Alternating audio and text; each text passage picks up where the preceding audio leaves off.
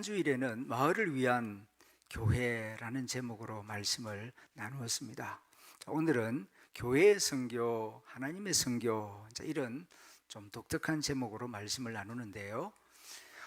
그동안에는 목회가 교회의 목회, 교회 하면은 그리스도인만을 위한 교회, 믿는 자들의 교회라고 생각을 했는데 성경을 다시 자세히 읽어보게 되면은 우리들끼리만의 모임이 아니라 이 선교하는 공동체, 특별히 이 마을 가운데에 선교사로 파송받은 공동체가 이 교회 공동체다.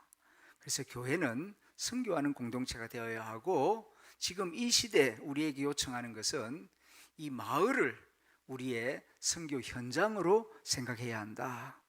저 아프리카에 가서만 선교하는 게 아니라 우리가 사는 이 일터, 그리고 우리가 생활하는 이 마을이 우리의 삶의 현장이요 동시에 선교의 현장이다. 이것을 깊이 인식해야 교회의 선교적 사명을 잘 감당할 수가 있을 것입니다. 오늘은 하나님의 선교를 주제로 해서 말씀을 나눕니다. 자, 이 말씀을 잘 이해하셔야 우리가 정말 교회 안에만 갇혀 있는 것이 아니라 이 마을을 하나님의 선교 현장으로 생각할 수 있는 그런 세계관이 열리게 됩니다. 먼저 이런 질문을 해봅니다. 우리는 교회 안에서 선교라는 말을 참 많이 사용하고 있습니다. 그런데 이 선교가 누구의 일인가 물어본다면 뭐라고 대답하시겠습니까? 선교는 우리의 일입니까? 하나님의 일입니까? 우리의 일인 것 같기도 하고 또 하나님의 일인 것 같기도 하고, 우리가 전도하고 선교하고 우리 교회가 선교 많이 하고 있지 않습니까? 우리 교회가 하니까 우리 교회의 일이고, 또 우리 성도들이 드린 헌금을 가지고 하고, 또 성도들이 선교를 위해서 기도하고 있고, 또 선교사님 오면은 대접도 하고, 우리도 열심히 선교하고 있으니까 우리의 일이라고 할 수 있지 않겠습니까? 맞습니다. 부분적으로 맞습니다. 그러나 우리의 일 이전에 하나님의 일입니다. 선교는 우리가 시작한 게 아니에요. 우리가 태어나기 전에, 우리가 예수님을 믿기 전에 하나님이 세상을 이처럼 사랑하사 독생자를 주셨고, 하나님을 떠난 사람들을 하나님이 내몰라라 포기해버린 게 아니라, 인간은 떠나갔지만 하나님은 인간을 포기하지 않고 사랑하고 계시고, 그들에게 자신의 사랑을 알려주시고 하나님 품으로 돌아오게 하시려고 노력해 오신 분이 하나님이세요. 동의하십니까? 그렇지요. 성경 전체가 이 사실을 가르쳐주고 있지 않습니까? 그래서 하나님이 선교를 시작하셨고 지금도 선교를 하고 계시고, 우리는 지쳐서 중단하거나 포기해도 하나님은 포기하지 않고 선교를 끝까지 이어가셔서 완성하실 분이 하나님이십니다. 그런 의미에서 선교는 본질적으로 하나님의 일이다, 그렇게 우리가 고백할 수가 있을 것입니다. 그럼에도 불구하고 많은 경우에 선교는 교회의 일, 또 선교사의 일, 좀 더 넓게 말하면 인간의 일로 생각을 해왔습니다. 그러다 보니까 어떤 일들이 생기게 되었느냐 하면은 교만 아니면 절망에 빠지는 일이 많았습니다. 선교를 좀 많이 한다 생각하면은 어깨에 힘이 들어가고, 우리가 이렇게 교회도 몇 개 세워서 큰 학교도 세우고 병원도 세웠다고 그래서 막 이렇게 자랑하는 마음이 생기고, 그런 일을 하지 못하는 교회, 작은 교회나 또 해외 선교에 별로 이렇게 참여하지 못하는 성도들은 아이고 나는 별로 한 게 없는데, 그래서 좀 소심한 마음을 가지고 이런 경우가 많았습니다. 또 어떤 경우에는 이 사람의 일로 생각을 하면은 마치 선교사가 하나님을 업고 선교지에 들어가는 것처럼 착각하는 경우도 많았어요. 내가 선교사다, 내가 선교한다, 이리 생각을 할 경우에 저 땅은 어둠의 땅이고 마귀가 지배하는 땅이었는데 내가 하나님을 모시고 내가 그 땅에 들어감으로 그 땅이 밝아지기 시작했다. 자, 그런 생각을 하고 또 그런 간증을 하는 경우도 있어요. 이게 사실 왜 위험한 것입니다. 한번 여쭤보겠습니다. 우리나라 최초의 장로교 선교사가 언더우드입니다. 1885년 4월에 제물포항을 통해서 서울로 들어왔고 그 다음에 여러 곳에 교회를 세웁니다. 그러면은 1885년 언더우드가 우리나라에 오기 전에는 하나님이 조선 땅에 안 계셨습니까? 언더우드가 하나님을 업고 이 조선 땅에 들어온 것입니까? 아니죠. 언더우드가 1885년 들어오기 전에 하나님은 이 조선 사람들을 알고 계셨고 사랑하고 계셨고 그리고 하나님의 방식으로 이미 선교하고 계셨어요. 그런데 하나님의 선교에 언더우드가 1885년 4월부터 이 조선 선교에 참여한 것입니다. 언더우드가 하나님을 얻고 들어온 게 아니고 언더우드가 하나님의 선교에 참여한 것이다. 이렇게 정확하게 이야기를 해야 그 다음 이제 겸손하게 생각할 수 있고 다른 선교사들과 기쁘게 협력할 수 있고 그리고 선교사의 길을 바르게 걸어갈 수가 있어요. 그런데 하나님의 선교를 알지 못하고 내가 선교한다 또는 우리 교회가 선교한다 우리 선교단체가 선교한다 이렇게 생각을 하다 보면은 본의 아니게 잘못된 길로 빠지는 경우가 꽤나 많이 있습니다. 그전에도 하나님의 선교는 있었고 오래전부터 하나님은 하나님의 사랑과 하나님의 지혜와 하나님의 능력과 하나님의 방식으로 세계 모든 민족을 구원하기 위하여 선교해 오셨습니다. 그런데 하나님의 선교라는 말을 사용하기 시작한 것은 1952년도부터입니다. 독일 빌링겐이라고 하는 도시에서 선교학자들이 모여서 그동안의 선교를 반성하는 가운데에 교회 선교라는 표현에 문제가 있다 하는 것을 의식하기 시작했습니다. 왜 1952년도냐 하면은 2차 세계대전이 끝난 지 얼마 안 돼서요. 우리나라도 6.25 전쟁으로 인하여서 민족사적으로 얼마나 큰 아픔을 겪었습니까? 유럽은 1차 세계대전, 2차 세계대전으로 인하여서 엄청나게 많은 사람들이 죽었고 그 전쟁으로 인하여서 많은 그 기독교 지도자들이 이 교회에 대하여서 하나님에 대하여서 또 그리스도인의 사회적 책무에 대하여서 깊은 생각을 합니다. 그런 가운데에 이런 질문을 하게 돼요. 2차 세계대전이 어느 나라하고 전쟁입니까? 대표적으로 영국하고 독일과의 전쟁 아니겠습니까? 그런데 두 나라 다 예수 믿는 나라입니다. 독일도 프로테스탄트 기독교 국가고 영국도 기독교 국가입니다. 기독교 국가들끼리 총칼을 겨누고 엄청나게 서로 죽였다고 해요. 예수님의 이름으로 전쟁터에 나가는 영국 군인들을 위하여 영국 교회 목사님들은 축복하며 기도했고 독일 청년들을 위하여 독일 목사님들은 독일 군대 이기게 해달라고 기도했다고 해요. 이런 모습을 지켜본 아시아 아프리카 사람들은 기독교에 대하여서 굉장히 실망합니다. 2차 세계대전이 있기 전까지만 하더라도 기독교가 그래도 인류의 소망이 될 것이다 하는 그런 희망을 다른 민족들이 가졌는데 기독교 국가들끼리 전쟁하는 걸 보면서 다 예수 믿는 국가인데 왜 서로 저렇게 죽이는가? 저게 예수 믿는 나라의 마지막 모습인가? 그럴 바에 안 믿을란다 하는 그런 어떤 기독교 저항 운동이 아시아 아프리카에서 많이 일어납니다. 자, 그런 모습을 보면서 성경학자들과 기독교 신학자들과 교회 지도자들이 도대체 우리가 뭘 믿었나? 그리고 특별히 19세기에는 100년 동안 세계복음화를 위하여 영국, 독일 수많은 청년들이 수만 명이 아시아 아프리카 선교사로 나왔습니다. 언더우드도 1885년 19세기 말에 우리나라에 와서 헌신한 청년이 아닙니까? 그렇게 100년 동안 열심히 선교를 했는데 선교한 나라들끼리 서로 총칼을 겨누고 싸우고 죽이는 이런 모습을 보면서 도대체 선교란 뭐냐? 이런 질문을 심각하게 하게 되죠. 그러면서 내린 결론이 뭐냐 하면은 지금까지 우리는 교회 선교를 했다.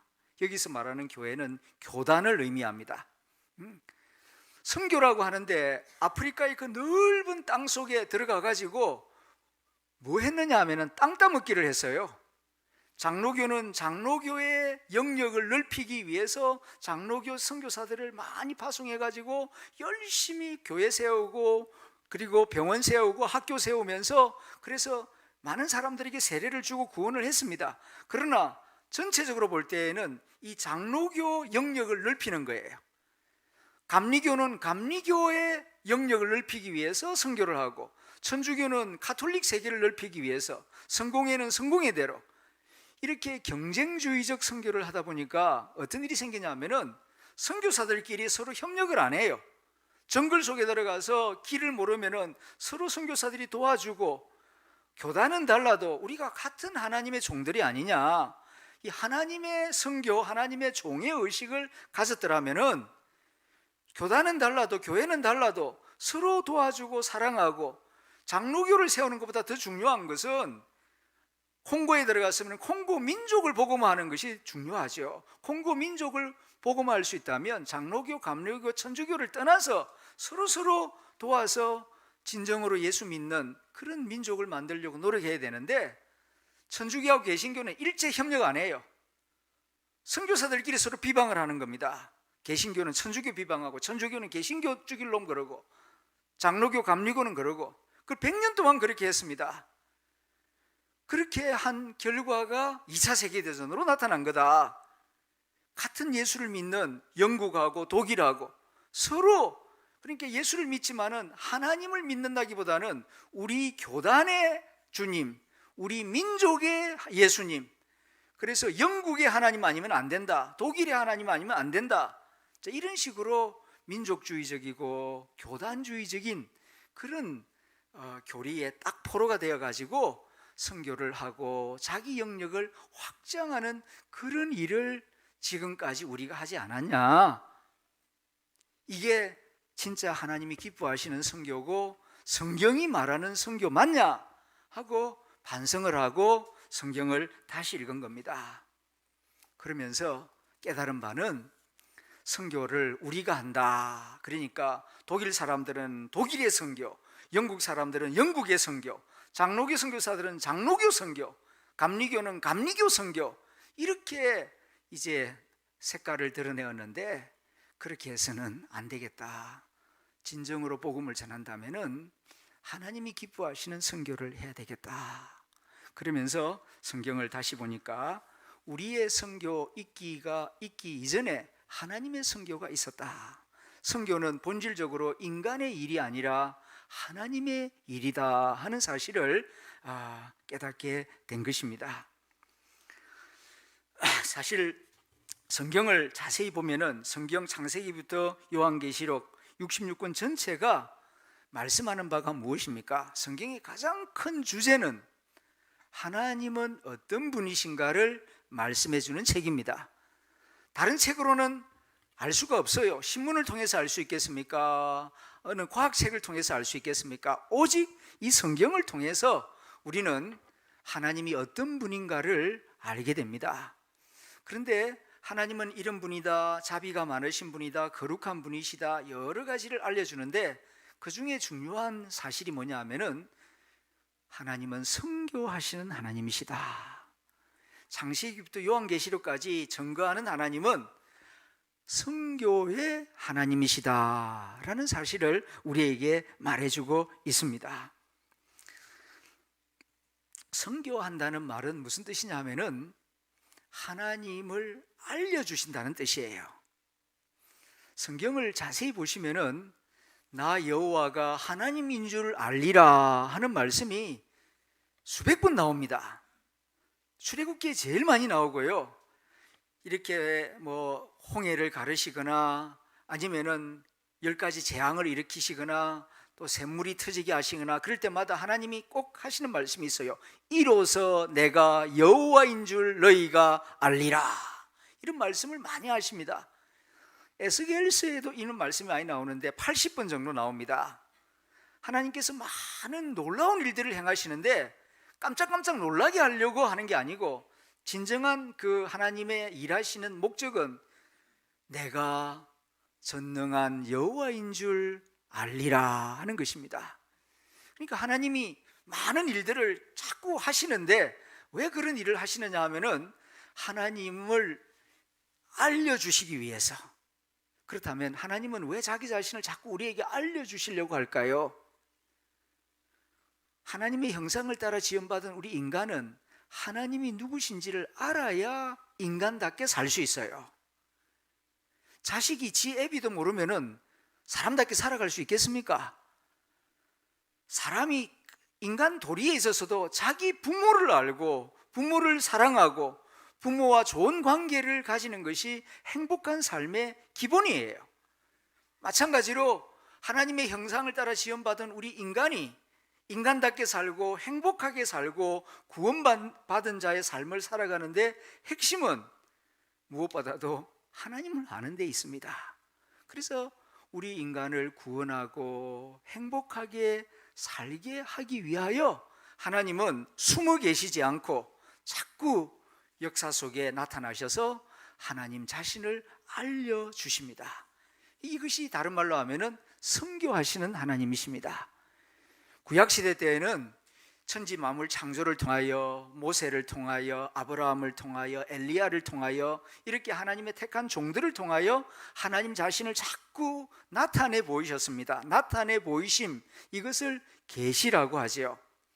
그리고 신약시대 때에는 독생자 예수 그리스도를 이 땅에 보내셔서 여호와 하나님이 어떤 하나님이신가를 우리에게 알려주시고, 그 예수님이 떠나가실 때에는 또 성령 하나님을 보내셔서 성경을 통하여 예수님이 우리를 위하여 하신 그 일들의 의미를 깨달아 알고 하나님을 알고 믿고 경배하는 자로 살게 하십니다. 이렇게 성부, 성자, 성령 삼위일체 하나님은 선교하시는 하나님이시다. 하나님이 선교하는 방식이 네 가지 있어요. 하나님은 인격체이신데요, 마구잡이로 일하시는 게 아니고 하나님도 호불호가 있습니다. 좋아하는 게 있고 싫어하는 게 있는데요, 하나님이 좋아하시는 선교 방식, 성경을 자세히 보면은 네 가지가 나옵니다. 첫째는 자비의 방식입니다. 보편적 자비의 방식. 그러니까 가난한 자나 부한 자나 악한 자나 또 선한 자나 모든 사람에게 햇볕을 비추어 주시고 비를 내려 주시고 일용할 양식을 주십니다. 불교 신자에게도 모슬렘에게도, 그리고 심지어는 공산주의자에게도 하나님은 햇볕과 비를 내려 주시고 일용할 양식을 주심으로 사랑을 베푸시는, 모든 생명체를 보편적으로 사랑으로 돌보시는 이런 방식을 통하여 하나님의 사랑을 베푸시고 자기를 나타내 보이십니다. 두 번째로는 해방의 방식입니다. 해방, 묶여있는 자를 풀어준다는 것입니다. 귀신과 질병에 매여 있는 자들을 풀어주시고, 죄와 죽음의 사슬에 묶여있는 자들을 해방시켜 주시고, 불신과 낙심에 빠져 있는 자들을 건져주시고, 억압과 편견에 사로잡혀 있는 자들을 진리로 인도하셔서 이렇게 하나님의 사랑과 하나님의 자비를 알게 하십니다. 그 대표적인 사건이 출애굽 사건이죠. 이 역사적인 사건인데, 이 출애굽 사건을 통하여 하나님은 해방을 주시는 하나님이시다. 자유를 잃어버리고 묶여있는 자들을 풀어주시는 하나님이시다. 하나님은 묶여있는 걸 싫어하세요. 자기 자녀가 묶여있는 걸 좋아하는 부모가 없는 것처럼 하나님이 자유의 하나님이시기 때문에 하나님의 형상을 따라 지음받은 인간도 자유롭게 살기를 원하십니다.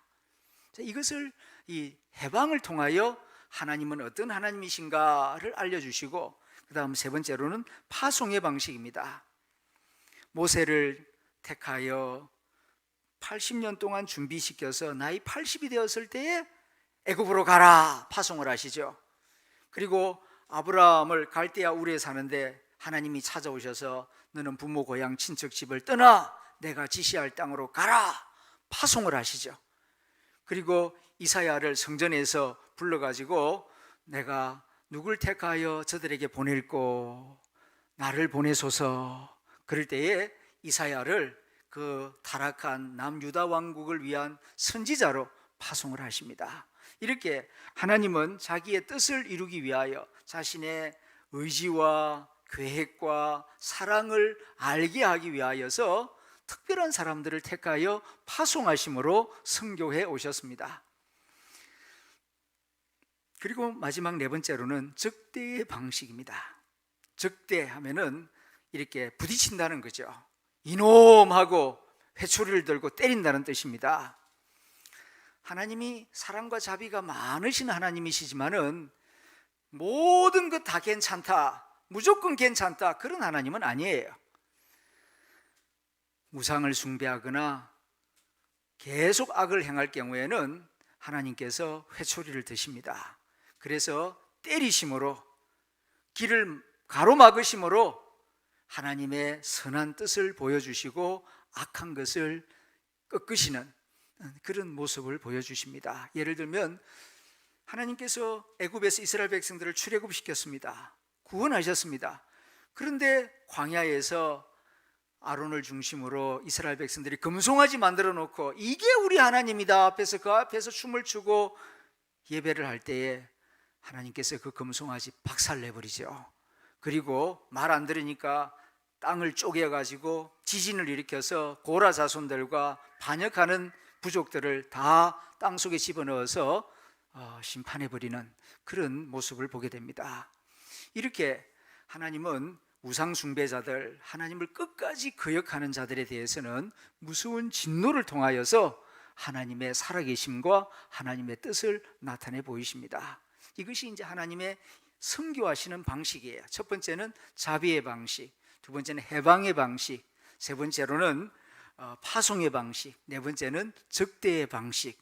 이게 성경 전체에 나타난 하나님의 선교하시는 방식입니다. 예수님도 이렇게 일하셨어요. 예수님도 아버지의 아들이라고 이 복음서를 자세히 읽어보게 되면은 예수님도 이렇게 마을을 두루 다니시면서 전도 활동을 하시는데, 첫째는 자비의 방식입니다. 아픈 사람들, 불쌍한 사람들 묻지 않고 고쳐주십니다. 내 믿으면은 내가 고쳐줄게. 안 그랬습니다. 배고픈 자는 다 떡을 만들어서 다 먹게 하라. 믿는 자만 먹으라. 안 그랬다고요. 다 주십니다. 고루고루 사랑을 베푸십니다. 두 번째로는 해방의 방식입니다. 귀신 들린 자, 그리고 병든 자들을 고쳐주셔서 풀어 놓아 다니게 하라. 그래서 해방 사역을 하셨어요. 그 다음에는 파송입니다. 70명 제자들을 훈련시켜서 파송하시고, 나중에 12제자를 훈련시켜서 땅끝까지 가라. 그리고 이제 성천하시기 전에는 땅끝까지 이르러 내 증인이 되라 하는 파송 명령을 하시고 성천하십니다. 그리고 마지막 네 번째는 적대의 방식입니다. 내가 기다려주겠다. 포도원 농장 주인처럼 한 해만 더 기다려 주십시오. 그럼 기다려 주겠다. 그러나 마냥 기다려주는 건 아니다. 마지막 때가 되면은 알곡과 쭉정이를 갈라놓을 것이다. 그래서 쭉정이는 불에 태워버릴 것이고 알곡은 창고에 들일 것이다. 염소와 양을 가르듯이 오른쪽 왼쪽으로 분명히 갈라서 심판이 있을 것이다. 그렇게 말씀을 하셨습니다. 그리고 실제로 아버지의 거룩한 성전을 장사하는 소굴로 바꾸어 놓은 그 장사치들을 녹건으로 만들어서 그 자비로우신 주님께서 진노하시면서 내 아버지 집을 장사하는 강도의 소굴로 만들었느냐 하면서 진노하시고 적대하시면서 쫓아내버린 것을 우리가 성경에서 읽어볼 수가 있습니다. 이렇게 하나님은 선교하시되 이러한 방식으로 선교를 하고 계시고, 또 우리 교회가 이제 하나님의 선교를 배워서 선교를 한다면은 이 네 가지 방식을 염두에 두고 선교를 해야 됩니다. 무조건 그냥 한 가지 방식이 아니라 보편적인 자비를 베푸는 방식, 그 다음에 해방사역, 그리고 파송사역, 이렇게 선교 대학을 열어서 이렇게 선교 훈련을 시켜서 전문적 전도 특공대를 만들어서 또 파송하는 이런 일도 하고, 그리고 동성애라든가 하나님이 분명히 이거는 아니다 하는 것에 대해서는 하나님과 마음을 같이 해서 세상을 향하여 이건 하나님의 뜻이 아닙니다 하고 알려야 돼요. 이 또한 선교예요. 교회는 왜 그렇게 자꾸 그런 독선적인 말을 하느냐? 할 말은 해야 돼요. 천주교는 지금 안 하고 있잖아요. 불교가 동성애 반대합니까? 유교가 반대를 합니까? 그 사람들은 하나님에 관심이 없는 것 같아요. 정말 하나님을 믿는 백성이라면은 동성애는 이건 창조주 하나님의 뜻이 아니에요. 이거는 사람을 망가뜨리는 겁니다. 우리 자녀들을 아주 불행하게 만드는 것입니다. 나중에 저들도 알게 될 것입니다. 이것이 얼마나 잘못된 것인가. 이런 법을 제정하려고 했던 그 국회의원들도 나중에 자기 자녀들과 자기 가족에게 이런 일이 생기면은 어떻게 감당하려고 아마 땅을 치며 후회하게 될 것입니다. 하나님의 선교가 가장 잘 나타난 사건이 예수 그리스도 사건입니다. 하나님이 세상을 이처럼 사랑하사 세상을 구원하시려고 독생자 예수님을 보내주셨어요.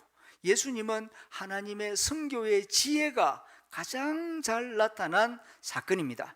그래서 예수님을 자세히 보면은 하나님의 선교적 지혜가 가득하다는 것을 알 수 있는데요, 예수님의 삶 자체가 선교적인 삶이었습니다. 그래서 교회는 그리스도의 몸이라고 하지 않습니까? 그러면 우리 교회가 진정으로 선교적 공동체가 되려면 예수님이 어떻게 하셨는가를 자세히 보고 그 길을 따라가야 될 줄로 믿습니다. 첫 번째로 예수님이 우리를 구원하시기 위하여 하신 일이 뭐냐 하면은 성육신이에요. 하늘 보좌를 버리시고 우리와 같은 인간이 되셨어요. 이것이 성육신입니다. 그러면 우리도 전도를 하고 선교를 하려면은 그 전도 대상자와 같아지려고 노력해야 됩니다. 그들을 이렇게 오라 그러는 게 아니고요, 이게 우리가 가능하면 다가가야 돼요. 예수님이 우리를 구원하기 위하여 우리 쪽으로 다가오셨지 않습니까? 그와 마찬가지로 우리가 그들에게 가까이 다가가는 그런 노력을 해야 할 것입니다. 두 번째는 십자가입니다. 선교는 공짜로 되지 않습니다. 대가를 반드시 지불해야 되는데 얼마만큼 대가를 지불해야 되느냐 하면은 100만 원요? 1000만 원 지불하면 될까요? 아닙니다. 십자가를 지불해야 됩니다. 십자가는 한 영혼을 구원하기 위한 코스트, 대가를 의미합니다. 그래서 십자가를 지심으로 우리 죄를 용서하시고 하나님과 화해될 수 있도록 예수님이 피를 흘리셨습니다.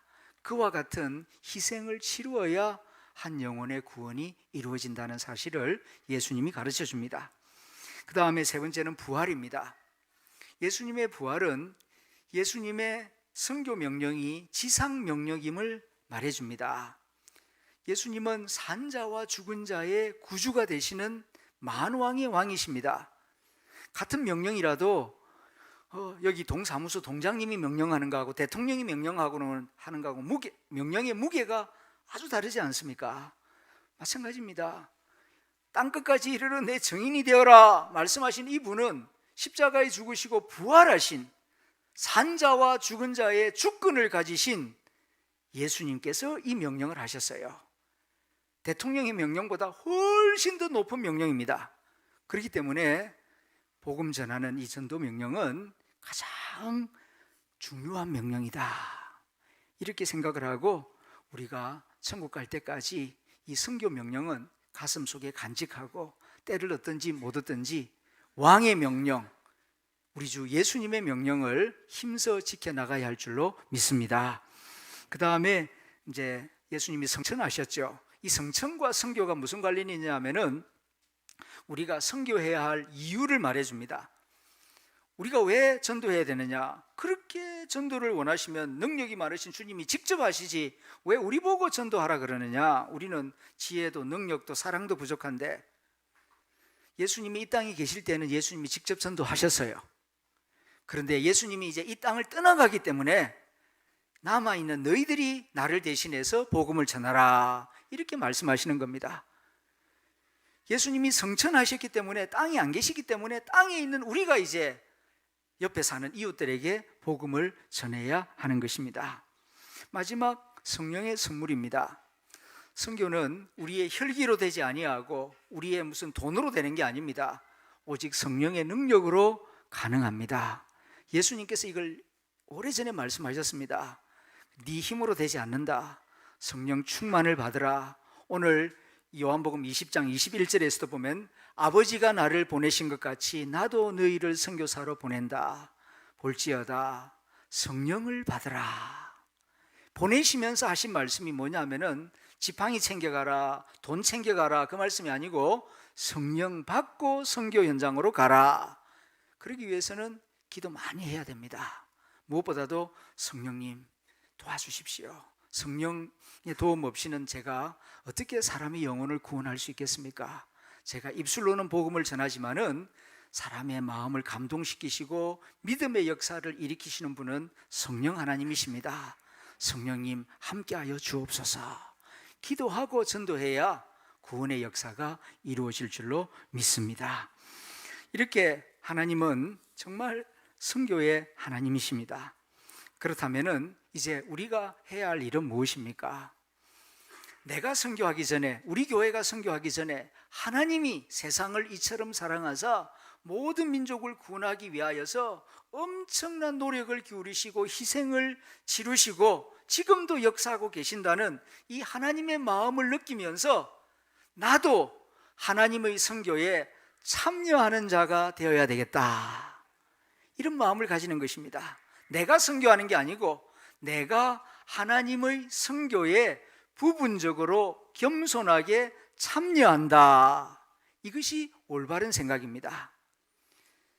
이런 생각을 가질 때에 성경적으로 합당한 생각이고, 이런 생각을 가지게 될 때에 어떤 일이 이루어지느냐 하면은 설교 서두에서 말씀드렸듯이 100년 전 19세기에 경쟁주의적인 선교, 교단 중심의 선교, 민족끼리 싸우는 그런 선교가 아니라 정말 하나님의 영광을 드러내는 그런 선교를 할 수가 있는 것입니다. 지금 우리나라에도 보게 되면은 교단별로 쫙 이렇게 갈라져 있지 않습니까? 사실 이거 문제예요. 천국에 뭐 장로교가 있고 천주교가 있고 감리교가 따로 있겠습니까? 아무도 그렇게 생각하는 성도들 없을 것입니다. 이건 지금 잘못된 거예요. 그러나 또 이 또한 인간의 약함 때문에 이걸 당장 벗어버릴 수가 없기 때문에 부득불 이제 신학교 문제나 목사 안수 문제나 이런 문제 때문에 이렇게 지금 교단이 갈라져 있어요. 그러나 점진적으로 노력을 해서 정말 교단별로 나누어지는 교회가 아니라 정말 하나님이 기뻐하시는 교회의 형태를 갖추어 나가도록 노력을 더 해야 할 것입니다. 여기에는 교회 지도자들의 책무가 매우 크다라고 생각이 됩니다. 우선 우리가 이 마을 선교를 위해서 하나님이 우리 교회만 사랑하는 것이 아니라 이 마을을 사랑하시고 우리 하늘 담은 교회 교인들만 사랑하는 것이 아니라 우리 교회 밖에 있는 지산동, 범물동, 두산동 모든 주민들도 하나님이 사랑하시고 그들을 위해서도 예수님이 십자가에 피 흘려 죽으셨다 하는 사실을 우리가 믿는다면은 교회 밖에 있는 사람들을 전도하고 그들에게 하나님의 사랑을 전하기 위해서는 협력해야죠. 우리 교회 하나만 가지고 이 지산동, 범물동, 두산동을 다 복음할 수 있겠습니까? 그리고 이미 또 다른 교회들도 있는데, 그래서 하나님께서 이 마을 주민들을 위하여 아들을 내어주셨고 구원하기를 원하신다는 것을 진심으로 고백한다면은 성덕교회하고도 협력을 하고 범물제일교회하고도 협력을 하고 다른 교회하고도 하나님의 선교를 위하여서 기도하면서 협력해서 지역 주민들을 섬기고 하나님의 사랑을 전하고, 그래서 당장은 아니라 할지라도 기도하면서 그런 비전을 가지고 나가야 될 줄로 믿습니다. 그리야 할 때에 하나님의 뜻이 하늘에서 이루어진 것처럼 우리 마을에서도 이루어지게 될 줄로 믿습니다.